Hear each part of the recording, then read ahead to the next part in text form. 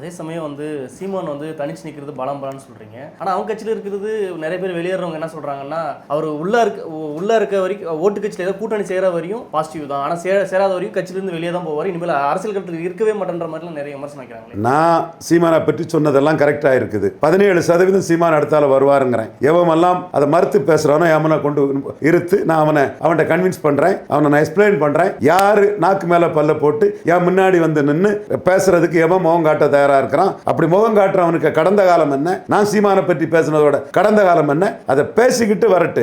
I am ready. Will they ready? ஆனா ஒரு seat கூட வின் பண்ணலையே. அது உண்மைதானே? என்னவா இருக்கு, ஃபீல்டர் என்னவா இருக்காரு, அது தனிச்சு நிச்சின்னு எங்க ஆடு நனையுதுன்னு எங்க ஓனா எழுதப்படுது.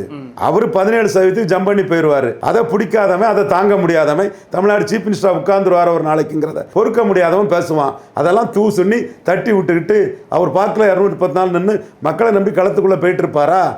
பொறாமையிலும் வைத்தறிச்சலையும் பண்ணக்கூடிய ஓனைகளுக்கெல்லாம் பயில் சொல்லிட்டு இருக்க முடியுமா?